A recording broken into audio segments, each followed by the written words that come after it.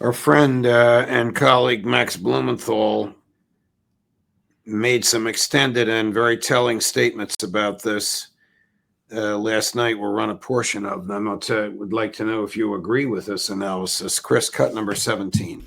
They'll never enjoy security and they'll constantly be at war. And then finally, and this is one of the other lessons of October 7th, because Israel has been, I don't think any of us expected Israel to still be pushing ahead with this genocidal rampage in Gaza 2 years after. Israel cannot be at peace for political reasons, not just Netanyahu, but just Israel, because it will lose its value to the U.S. as an attack dog in the region. It will lose its value as a strategic asset to U.S. empire if it's at peace. Like, oh no, we don't actually want to take out Iran. We don't actually want to, we're not going to fight Hezbollah. We have a Hudna.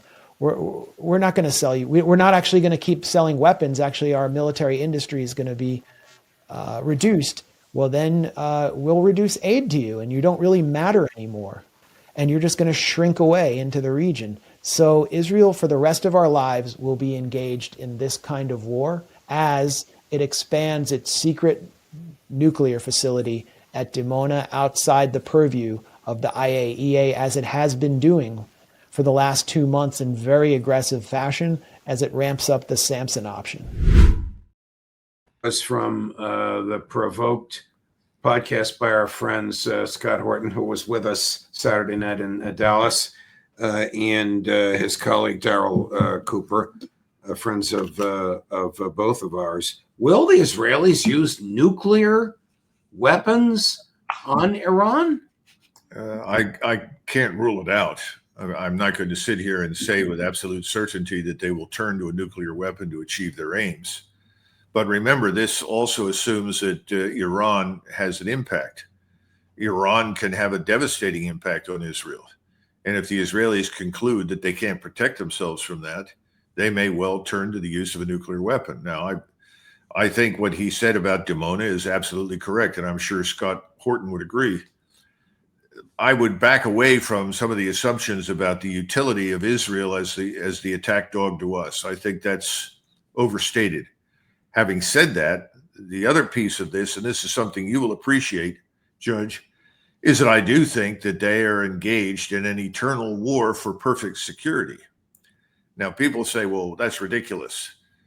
If we go back and look at Napoleon Bonaparte and his invasion of Russia, it was essentially a search for perfect security. Bonaparte did not think he would be safe on the throne of France until he had vanquished all of his potential enemies. This is, by the way, something we can watch in any number of films about the Italian mafia. This obsession with security means you've got to destroy everyone and you trust no one around you. I think that particular mentality is very strong with the Israelis. And they think it's their God-given right, in view of the Holocaust, to essentially kill at will and destroy anybody, anywhere, at any time that they think is a potential threat to Israel. And that means permanent war. I think that's much stronger, frankly, in their thinking than the bit about being an attack dog for us.